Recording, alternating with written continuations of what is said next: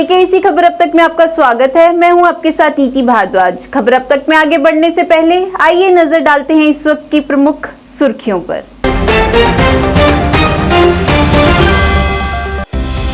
जम्मू कश्मीर के डीजीपी दिलबाग सिंह ने किया आज कटरा का दौरा। 3 मंजिला पुलिस स्टेशन का किया उद्घाटन।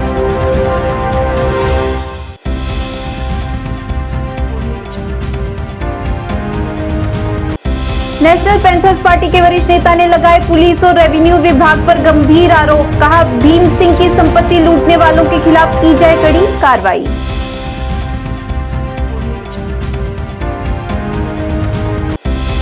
यंग लॉयर्स एसोसिएशन द्वारा किया गया पत्रकार वार्ता का आयोजन। जेकेपीएससी के तहत जज परीक्षा के कई मुद्दों को किया उजागर।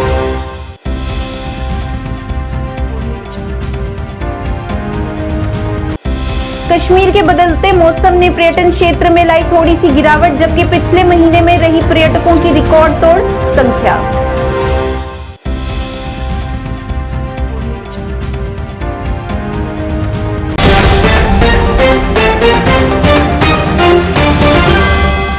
अब समाचार विस्तार से। जम्मू कश्मीर के डीजीपी दिलबाग सिंह ने आज कटरा का दौरा किया। इस दौरान दिलबाग सिंह ने आधुनिक तर्ज पर बने 3 मंजिला पुलिस स्टेशन का उद्घाटन कर मां भगवती के दर्शनों को आने वाले श्रद्धालुओं को सौगात दी। पत्रकारों से बात करते हुए दिलबाग सिंह ने कहा कि पुंछ राजौरी में टेररिज्म को बढ़ावा देने की कोशिश को नाकाम किया गया है। Jammu Kashmir police narco terrorism को खत्म करने के लिए हर संभव प्रयास कर रही है।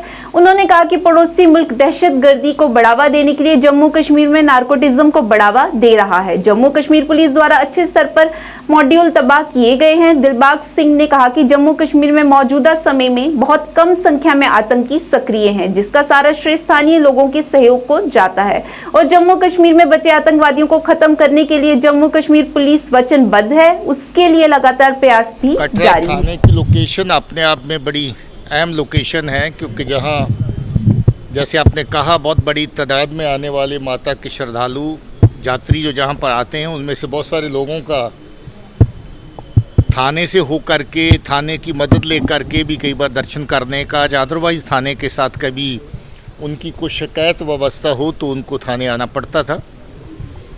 बिल्डिंग पुरानी जो थी बहुत पुरानी हो गई थी और काफ़ी खस्ता हाल थी, इसीलिए आज से कोई 5-6 साल पहले ये काम शुरू किया था कि नया थाना तामीर करें जो जहाँ की ज़रूरतों के हिसाब से सही हो, बेफिटिंग हो, एडिक्वेट स्पेस हो जवान के लिए, ऑफिसर के लिए, जो लोग आकर के जहाँ पर थाने में विज़िट करें उनके बैठने के लिए जगह हो, सुविधा हो।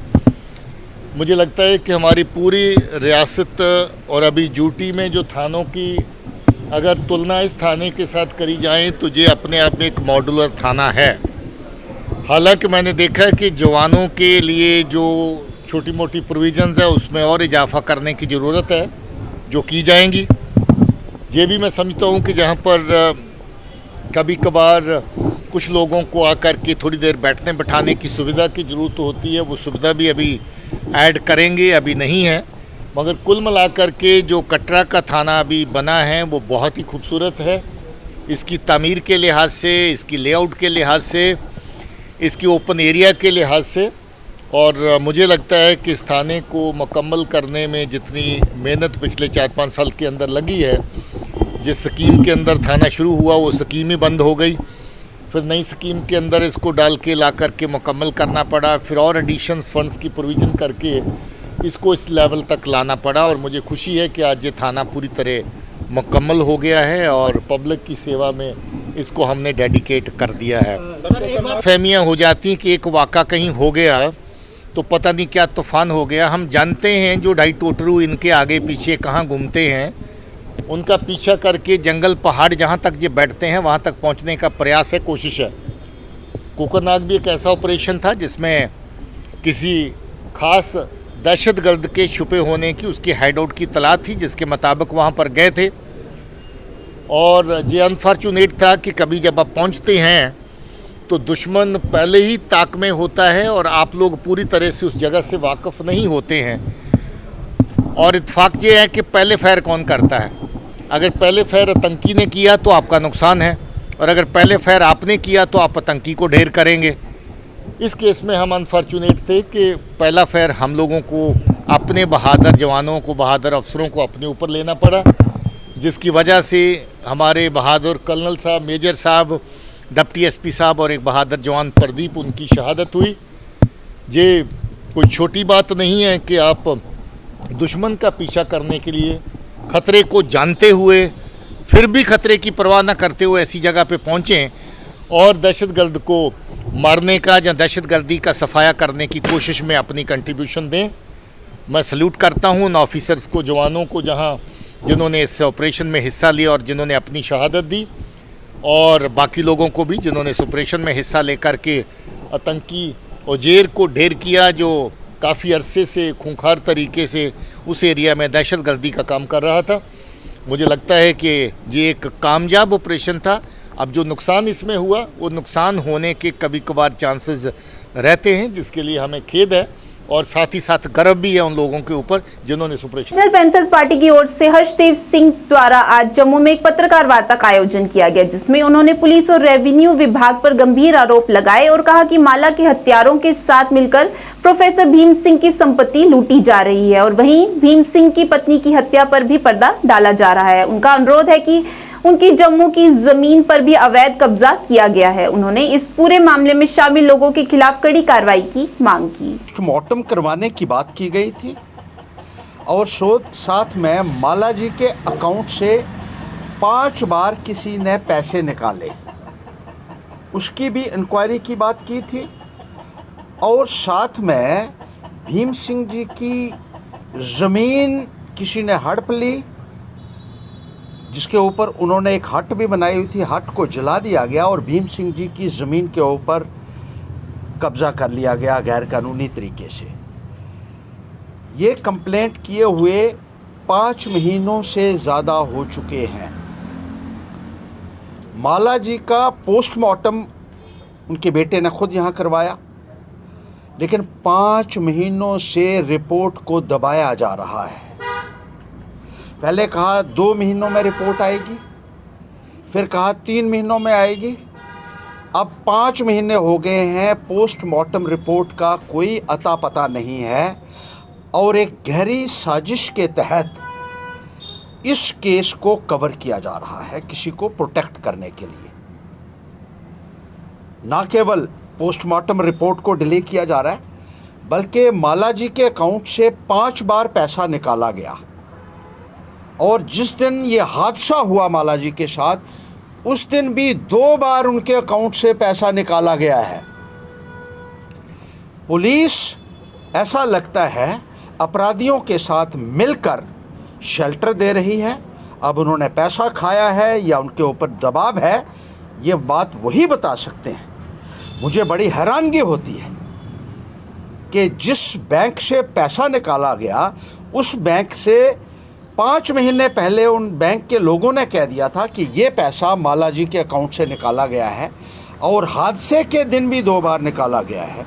लेकिन दुमाना पुलिस वाले ये कहते हैं कि हमने बैंक को चिट्ठी लिखी है सीसीटीवी फुटेज देने के लिए, और 5 महीनों के बाद भी वो सीसीटीवी फुटेज नहीं मिल रही है। कत्ल होता है उसी दिन सीसीटीवी फुटेज जो है वो पुलिस अपने कब्जे में करती है, लेकिन यहाँ 5 महीनों से पुलिस वाले कहते हैं कि उनको सीसीटीवी फुटेज नहीं मिल रहा है बैंक से। उन्होंने सिर्फ चिट्ठी लिखी हुई है आज तक। ऐसी पुलिस को मैं कहता हूँ चुल्लू भर पानी में डूब मरना चाहिए। और जिस तरीके से ऐसे लोगों के मर्डर को छुपाया जा रहा है, उसके ऊपर पर्दा डाला जा रहा है, इसके लिए उन पुलिस वालों को फौरी तौर पर उनके ऊपर कार्रवाई की जानी चाहिए। और पुलिस और रेवेन्यू डिपार्टमेंट दोनों मिलकर भीम सिंह जी और माला जी का जो पैसा था, जो प्रॉपर्टी थी, उसको अपराधियों के साथ मिलकर उसकी लूट की जा रही है। यंग लॉयर्स एसोसिएशन द्वारा Jammu Kashmir public service commission JKPSC जज परीक्षा को लेकर पत्रकार वार्ता का आयोजन किया गया। इस मौके पर एसोसिएशन के महासचिव यासिर खान, उपाध्यक्ष गगनदीप सिंह लक्की सहित कई सदस्य मौजूद रहे। इस दौरान उन्होंने जेकेपीएससी के प्रति अपनी नाराजगी जताई और कई मुद्दों को उजागर किया और कहा कि ये उम्मीदवारों के साथ अन्याय है। क्या निकल सभी पत्रकार भाइयों का मैं स्वागत करता हूं यंग लायर एसोसिएशन की तरफ से। आप बड़े शार्ट नोट पे यहां आए हो। इशू बहुत सारे हैं, बहुत सारे इश्यूज़ के साथ हमने आपके समक्ष आना है कुछ दिनों में, लेकिन अभी जो बहुत अर्जेंसी में जो इशू हमारे पास पिछले कुछ दिनों से आया है और उसी इशू को लेके हम आज आपके साथ बहुत शॉर्ट सी जो है अपनी वार्तालाप रखेंगे। मामला पीएससी को लेके है। पब्लिक सर्विस कमीशन ने एक अभी नोटिफिकेशन निकाली है 2018 के बाद, 5 साल के बाद इन्होंने सिविल जज की पोस्टें जो थी उसकी एडवर्टीज़मेंट निकाली है, जिसको एडवर्टीज़मेंट निकालने के बाद बहुत शार्ट टाइम, मतलब ये 8 अगस्त को ये निकालते हैं इस नोटिफिकेशन को, और जो है इसका 28 अगस्त को इसकी नोटिफिकेशन आती है और इसका जो एग्ज़ाम है वो 8 तारीख को, आने वाली 8 अक्टूबर को इन्होंने एग्ज़ाम रखा है। उसके बाद जो इन्होंने इसका मेंस का एग्ज़ाम रखा है, मेंस का एग्ज़ाम भी जो है मैं आपके सामने शेयर कर दूं कि 29 पेपर है, 29 पेपर्स में जो एस्पिरेंट्स ने अपेयर होना है, जिसका इन्होंने क्या किया है कि 1 महीने के बाद उसका भी टाइम जो है वो रख दिया है। मोर ओवर इसमें एक लिटिगेशन ऑलरेडी जो है वो हाईकोर्ट में भी कुछ एस्पिरेंट्स जो है हमारे, उन्होंने अब हाईकोर्ट को अप्रोच किया है कि 5 साल के बाद आपने नोटिफिकेशन निकाली। देखिए पीएससी का कोई एक कैलेंडर जो है वो डिफाइन कैलेंडर नहीं है कि जैसे यूपीएससी का होता है कि हर साल एग्जाम्स होते हैं। आप एक बार नोटिफिकेशन निकालते हो 7 साल आप सोए रहते हो, आपको पता ही नहीं है। मोर ओवर इसमें सबसे बड़ा लैकूना जो है, पीएससी ने क्या किया है, अपनी ये नोटिफिकेशन निकालने के 10 दिन के बाद अपना रिवाइज सिलेबस दिया है कि हमने ये सिलेबस से आपसे एग्जाम लेना है। उस सिलेबस में देखो इन्होंने कोई होमवर्क नहीं किया। इन्होंने क्या किया है, आपको पता है कि 370 के एब्रोगेशन के बाद बहुत सारे जो हमारे यहाँ पे जो एक्ट्स थे, जो इम्प्लीमेंटेशन जिनकी अब यहाँ पे नहीं है, जिनकी अब मान्यता यहाँ पे नहीं है, वो अब किसी काम के यहाँ नहीं है। इसी के संदर्भ में मैं आपको 2 शार्ट चीज़ें बता देता हूँ। यहाँ पे था हमारे पास Jammu and Kashmir financial code जो था वो अब रिवोक हो चुका है, इन्होंने वो डाल दिया है सिलेबस में, और यहाँ अब चलता है जनरल फाइनेंशियल। कश्मीर में मौसम बदलने के बाद पर्यटन क्षेत्र में थोड़ी गिरावट आई है। होटल व्यवसायियों को उम्मीद है कि अगले महीने से पर्यटन बढ़ेगा। जाने माने होटल व्यवसायी परवेज अहमद ने संवाददाताओं से कहा कि पिछले महीने तक पर्यटकों की संख्या रिकॉर्ड तोड़ रही थी और हमें उम्मीद है कि ये प्रवृत्ति अगले महीने से भी जारी रहेगी।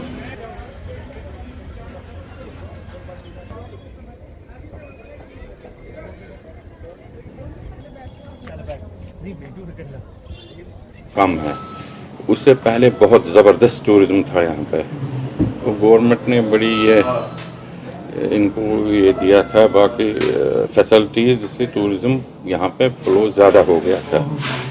तो इस बार 2 महीने से थोड़ा टूरिज़्म कम है। अभी लगता है कि विंटर में टूरिज़्म अच्छा आएगा और थोड़ा सा बढ़ भी रहा है। अभी रिकॉर्ड तो टूरिज़्म आए थे, बिल्कुल बिल्कुल। तादाद यहाँ पर आई थी और आज जो है रिड्यूस कितना हुआ होगा? मेरे ख्याल से अभी 80% रिड्यूस हुआ है, 80% के करीब रिड्यूस हुआ है। बाकी टूरिज़्म यहाँ पे बहुत आया, इस साल बहुत आया टूरिज़्म। तो ये क्या फैक्टर आप मानते हैं? वेदर चेंज भी है और बाकी स्कूल की छुट्टियाँ भी कम हो गई है, बाकी इसी वजह से शायद हो गया है। You have expectations that tourism will again flow will go up. PHE employees united front RS Pura के सदस्यों ने अपनी मांगों को लेकर पीएचई कार्यालय में जोरदार तरीके के साथ प्रदर्शन किया और सरकार से मांग करते हुए कहा कि उनकी लंबी पड़ी मांगों को जल्द से जल्द पूरा किया जाए। PHE employees united front RS Pura प्रधान पुरुषोत्तम चौधरी की अध्यक्षता में हुए इस विरोध प्रदर्शन के दौरान यूनाइटेड फ्रंट के रवि हंस, होशियार सिंह, मोहन लाल, राजेंद्र सिंह सहित काफी संख्या में पीएचई विभाग के कर्मचारी मौजूद रहे। इस मौके पर उन्होंने कहा कि मांगों को लेकर PHE employees united front Jammu की तरफ से 4 अक्टूबर को जम्मू में एक विशाल रैली का आयोजन किया जा रहा है, जिसमें ज्यादा से ज्यादा कर्मचारी हिस्सा लेने के लिए पहुंचे ताकि सरकार को अपनी मांगों के बारे में अवगत कराया जाए। मेंबर, आज हमारी मीटिंग जो आरएसपुरा में रखी गई है, इसका मेन उद्देश्य यह है कि 4 अक्टूबर को हमने एक महारैली का कार्यक्रम जम्मू में रखा है। इन सब डेली बेजर साथियों के साथ ये डिस्कस किया गया कि 4 अक्टूबर की कार्यक्रम को कैसे और किस तरह कामयाब करना है।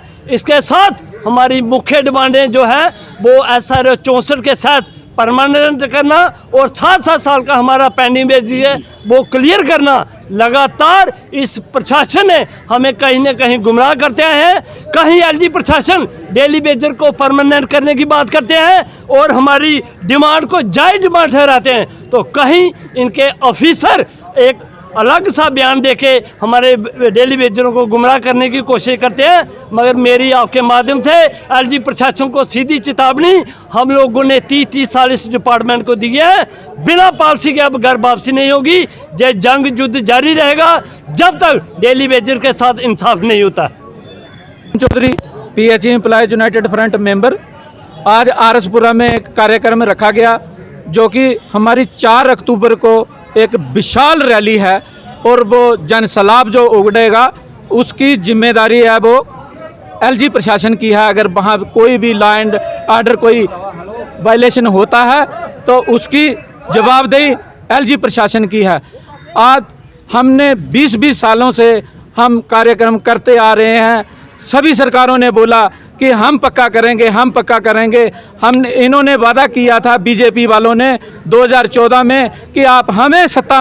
एससी विभाग जम्मू कश्मीर प्रदेश कांग्रेस कमेटी PCC मुख्यालय शहीदी चौक जम्मू में एक समारोह का आयोजन किया गया। इस मौके पर करण भगत ने पत्रकारों को संबोधित करते हुए बताया कि 26 नवंबर को कॉन्स्टिट्यूशन दिवस के उपलक्ष्य पर संविधान का सतयुग नामक कार्यक्रम के तहत उसमें 1 साल तक विभिन्न कार्यक्रम आयोजित किए जाएंगे, जिनके माध्यम से ये दिखने का प्रयास किया जाएगा कि संविधान को लागू करने में क्या क्या मुश्किलें आई और किस तरह से लागू किया गया, सब दर्शाया जाएगा। इस दौरान उन्होंने भाजपा के प्रति अपनी नाराजगी को भी व्यक्त किया। संविधान का सतयुग ये 1 साल तक कॉन्स्टिट्यूशन में कैसे बना, कैसे इसको लागू किया, कितनी परेशानी आई और किस तरीके से सारा चीज़ सिलसिला चला और जिस डेट को ये लागू हुआ था उसके बाद क्या क्या हुआ, सारी हिस्ट्री अलग अलग प्रोग्राम के माध्यम से, चाहे वो नुक्कड़ नाटक हो, चाहे वो बड़ी रैलीज हो, चाहे वो डॉक्यूमेंट्रीज हो, चाहे वो फिल्म हो, वो डिपार्टमेंट जो है अगले 1 साल तक इस प्रोग्राम को त्यौहार की तरह मनाएगा।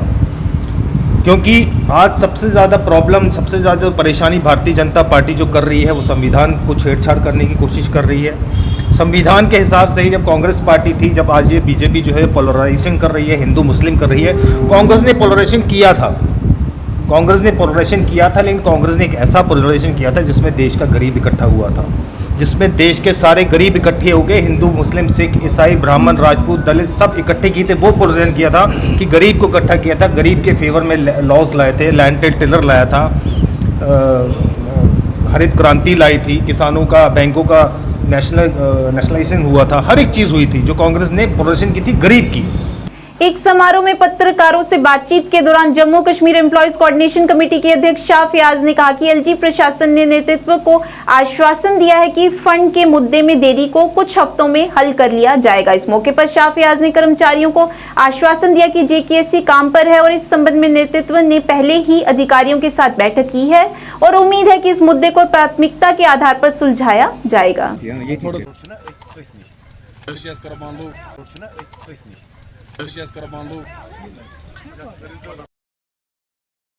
सेक्रेटरी हातिम कुयूम साहब, मेरी एक टीम जो है, हमने हाल ही के दिनों में सेक्रेटरीट में डायरेक्टर बजट से बात की, फाइनेंशियल कमिश्नर से भी हम इन टच हैं। तो एक जो बजट में जो एक प्रोविजन रहता था कि एडवांस में हमारी जो अलॉटमेंट रहती थी GP फंड्स का जो पैसा रहता था वो ट्रेजरी में एडवांस में रहता था। चूंकि कुछ वजूहात की बिना पे जो पिछले साल से ये क्राइसिस पैदा हो गई कि बजट जो हमारे जो बिल्स ट्रेजरी में जाती हैं GP फंड्स के, वहां पे अवेलेबल एडवांस में नहीं होता है। उसके लिए हमारे एम्प्लॉयज को, टीचर्स का नहीं है, JNK में 4.5 लाख एम्प्लॉय सबका इशू है। तो इसकी वजह से जो वहां पे एडवांस पेमेंट नहीं रहती है उसकी वजह से 3-3, 4-4 महीने रुकना पड़ा है। लेकिन मुझे डायरेक्टर बजट ने ये एश्योरेंस दी है कि विद इन डेज 10-12। शहर में आकर्षण का केंद्र रह चुकी मोहिनी हथनी से सभी परिचित होंगे, जो कुछ समय पहले शहर से लुप्त हो गई। इसी को ध्यान में रखते हुए आज नरवाल चौक में उसकी देखभाल करने वाले बाबा विजय गिरी ने आज पत्रकार वार्ता कर पत्रकारों को संबोधित किया और उन्होंने बताया कि उनके हाथी को वाइल्ड लाइफ वाले उन्हें बिना बताए ले गए और आज 12 दिन हो गए हैं वो कुछ खा नहीं रही है। इस दौरान उन्होंने बताया कि वे कोई आवारा हाथी नहीं बल्कि दशनाम जूनियर खाड़े का हाथी है और इस मौके पर उन्होंने प्रशासन से उसे छोड़ने की अपील की। और ये तड़प के बदुआ लगेगी उन लोगों को जिन्होंने इसकी झूठी खबर फैलाई है, झूठे ऐसे अफसोस किया है। और मैं उन लोगों से भी कहता हूँ जिन्होंने मेरे हाथी का नाम झूठ बोल के पैसा ठगा है, उनको भी मैं बोलता हूँ, क्यों कोई ऐसे साधु हों जो मांगते भीख मांगते जानवर को मेरे बताते, वो ऐसा कुछ नहीं। प्लीज़ किसी को कुछ नहीं देना, मेरी हेल्प करना। मैं ये यहाँ से एक दिन को हट नहीं रहा हूँ, मैं रो रो के दिन गुजार रहा हूँ। और ये रहा खाड़े द्वारा, सब कुछ है मेरे पास, पूरे कागज़ पूरे सब कुछ है। खाली मुझे ये नहीं पता चला कि मेरा हाथी कब उतरा। ये कागज़ उसके नकल है, असल भी मेरे पास है। और मैं ये कहना चाहता हूँ, यहाँ के राज्यपाल से भी कहना चाहता हूँ, मेरी आपसे गुजारिश है मनोज सिन्हा साहब, आप खुद जानते हो कि सितरा में 3 दिन। नमस्कार, मैं हूँ विजय गिरी, जो जम्मू पे एक हाथी था जिसका नाम मोहिनी था। मैंने उसके साथ 23 साल गुजारा है। मैं वही एक बाबा हूँ जो आज से दिन शुक्रवार को ले गए थे, आज से उसको पूरे ही 12 दिन हो गए हैं। जो रात को 10 बजे आके बिना इम्प्रेशन दिए मेरा जानवर उठा के मेरे से ले गए, और मुझे इतने दिन हो गया होते होते कोई खबर नहीं आई। फिर मैंने आज मीडिया बुलाई और बताया कि जम्मू वालों 14 दिन 12 दिन हो गए हैं, और आज एक फ़ोटो आई है मोहिनी रानी की, हमारी एलिफेंट की, जो जम्मू पे घूमती थी और जम्मू के लोग खुशहाल रहते थे, उनके बच्चे भी खुश रहते थे, हर एक खुश रहता था, और एक प्रचार चलता था धर्म नाम का। मगर आज मैंने देखा मेरी मोहिनी की फ़ोटो आई एक व्हाट्सएप में, उसमें कई तरह की सब्जियां रखी थी, और राधे कृष्णा मंदिर है जो उस पर मेरी हथनी बंधी है, और वो सब्ज़ी अच्छी तरीके से लगा के और दिखाया गया है कि खा रखी हुई है सब्ज़ी, मगर मेरा हाथी वो खा नहीं रहा है। इसलिए नहीं खा रहा है, मुझे पता है वो सब्जियों की इतनी शौकीन थी जिसका कोई जवाब नहीं। मगर वो ये सोच रही भगवान मैं किस जगह बंद गई आके, किस जगह आ गई मैं चल फिर के खाने वाला, रंग बिरंगी जम्मू कश्मीर के अंदर माल खाने वाला, हर एक दानी दाता से माल खाने वाला। आज मैं इधर कहाँ आ गया। और जिन्होंने मेरा हाथी लिया है उन्होंने ये कहा है इनके पास कोई कागज़ नहीं है, कोई कुछ नहीं है, ये भीख मंगाते हैं, आवारा हाथी है। ऐसा हाथी नहीं है, ये श्रीपंत 10 नाम जूने अखाड़े का हाथी है। और मेरे पास फ़ोटो है मेरे दादा गुरु की और मेरे गुरुजी की, जिन्होंने ख़रीदी थी उनकी भी फ़ोटो है मेरे पास। ये रही फ़ोटो श्रीपंत 10 नाम जूना अखाड़े की फ़ोटो है, एक कुंभ की, इलाहाबाद की, जो आज से कई साल पुरानी है। ये मेरे दादा गुरु है जिनकी यहाँ समाधि है, मेरे गुरुजी हैं, ये मेरे परदादा गुरु हैं। अभी डिमांड क्या चाहते हैं? अब डिमांड में ये चाहता हूँ, दल में दल 2 ही दल होते हैं, एक शंभू दल एक रामा दल, मगर ये शंभू दल का हाथी है, श्रीपंत 10 नाम जूने का अखाड़े का हाथी है। राधा कृष्णा की मेरी अपील है, मेरा हाथी मुझे वापस दे दीजिए। हाँ मैं तैयार हूँ, जो कागज़ कम पड़ रहे थे वो भी मैं बनाने को तैयार हूँ। मैं अनपढ़ गवार हूँ, प्लीज़ मेरी मदद कीजिए। मैं बहुत दुखी हो रहा हूँ, मैं देख देख के परेशान हो रहा हूँ। मेरा दिन तो कट जाता है मगर मेरी रात नहीं कटती। इधर के देखता हूँ सामने तो मेरी आत्मा छलकती है। 26 बटालियन बीएसएफ हंदवाड़ा द्वारा एसोसिएट हॉस्पिटल जीएमसी हंदवाड़ा के सहयोग से रक्तदान शिविर का आयोजन किया गया। इस शिविर का उद्घाटन 26 बटालियन बीएसएफ के द्वितीय कमान अधिकारी विजय सिंह ने CMO SG doctor Lalal Kumar, deputy commandant Sushil Kumar और अन्य की उपस्थिति में किया। इस मौके पर 30 से अधिक बीएसएफ कर्मियों ने जीवन बचाने और समुदाय पर सकारात्मक प्रभाव डालने की अपनी प्रतिबद्धता प्रदर्शित करते हुए शिविर में रक्तदान किया।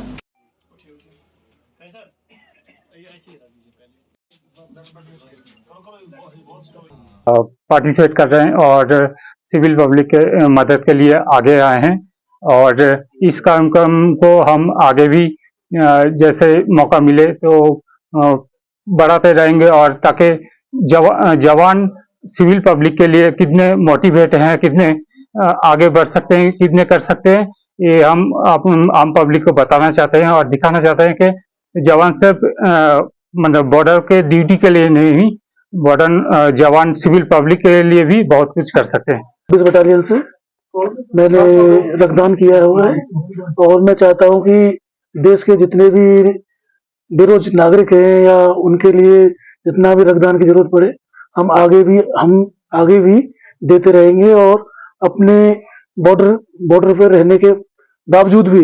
कुतुबनाग कांग्रेस अनंतनाग में पुजारियों और स्थानीय हिंदुओं द्वारा गौतम ऋषि के जन्म दिवस के उपलक्ष्य पर हवन किया गया। इस मौके पर एमसी अध्यक्ष हिलाल अहमद शाह, भाजपा के वरिष्ठ नेता मोहम्मद सदीक खान और स्थानीय लोगों ने भी भाग लिया। इस दौरान पत्रकारों से बात करते हुए भाजपा के वरिष्ठ नेता मोहम्मद सदीक खान ने कहा कि जम्मू कश्मीर ऋषियों और मुनियों की भूमि रही है, और एक बार फिर से यहाँ आपसी भाईचारे और अमन का माहौल पनपता नजर आ रहा है।